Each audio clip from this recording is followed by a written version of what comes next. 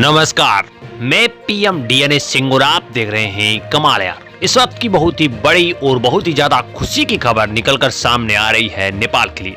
जी हाँ दोस्तों, और खास तौर पर अगर बात की जाए तो नेपाल के अंदर जो अंतर्राष्ट्रीय क्रिकेट स्टेडियम बनने की बातें की जा रही थी, जिसका कार्य भी शुरू कर दिया गया था, लेकिन अफसोस की बात कि उसे बीच में रोक दिया गया था। उन कारणों को भी थोड़ा सा हम ब्रीफ रिव्यू के जरिए जानेंगे और इसके साथ साथ अब यहाँ पे उस स्टेडियम के लिए क्या नई बात निकल कर आ रही है, जो कि सबसे बड़ी खुशी की बात हमें लगी है। तो उसके बारे में पूरी जानकारी लेंगे, तो वीडियो के अंत तक बने रहिए। और अगर आप चैनल पे नए हो तो चैनल को सब्सक्राइब करके बेल आइकन दबा लीजिए ताकि आपको पूरा अपडेट भी सबसे पहले मिल सके। चलिए वीडियो को शुरू करते हैं।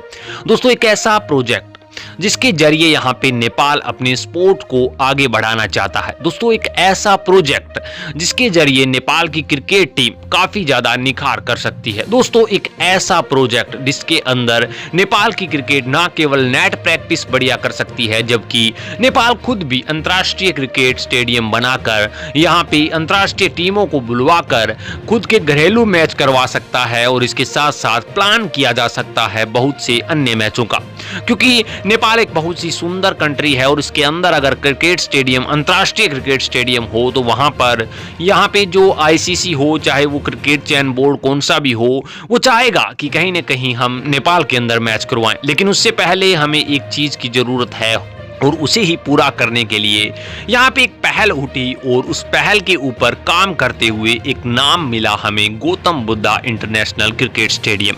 इस क्रिकेट स्टेडियम को शुरू तो कर दिया गया, लेकिन इतना बड़ा प्रोजेक्ट यहाँ पे अगर आपको कंप्लीट करना है तो उतना ही ज्यादा आपको पैसा भी चाहिएगा। दोस्तों, कहीं ना कहीं इस प्राइवेट कंपनी ने इसको शुरू भी किया, बनाना भी शुरू कर दिया और कहीं ना कहीं इसका बहुत सा यानी कि काफी हद तक काम कर लिया गया, लेकिन अभी भी बहुत ज्यादा यहाँ पे इस पर काम करना बाकी था। और इस सिचुएशन के अंदर सारे पैंतरे आजमाने के बावजूद भी इस पर पैसा इकट्ठा नहीं हो रहा था।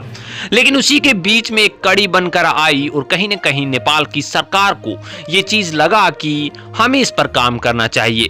कहीं ना कहीं उन्हें ऐसा लगा कि हम अगर अंतर्राष्ट्रीय क्रिकेट स्टेडियम बनाते हैं तो इसमें हमें फायदा होगा। और कुछ ऐसा ही यहाँ पे कुछ दिनों से ये वार्तालाप चल रही थी और अब यहाँ पे सरकार ने इस रास्ता भी स्पष्ट कर दिया है। मैं आपको बता दूं कि गौतम बुद्धा अंतर्राष्ट्रीय क्रिकेट स्टेडियम के निर्माण की संभावना का अध्ययन के लिए बहुत बड़ी कमेटी का निर्माण कर लिया गया है। सरकार ने यहाँ पे भरतपुर और चितवन स्थित गौतम बुद्धा अंतर्राष्ट्रीय क्रिकेट स्टेडियम निर्माण परियोजना के शेष कार्यों को करने के लिए एक तकनीकी समिति का गठन किया है। 25 जुलाई को मंत्री परिषद की बैठक में शहरी विकास मंत्रालय में संयुक्त सचिव प्रकृति तुलाधर के नेतृत्व में समिति गठित करने का निर्णय लिया गया और समिति को अपनी रिपोर्ट सौंपने के लिए 21 दिन का समय दिया गया है।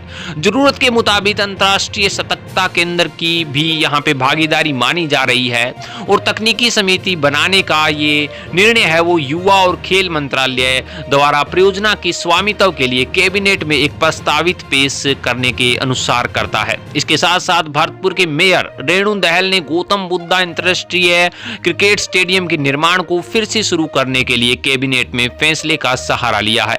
उनका मानना है कि जैसे ही फैसला आएगा हम इसका कार्य दोबारा से शुरू कर देंगे।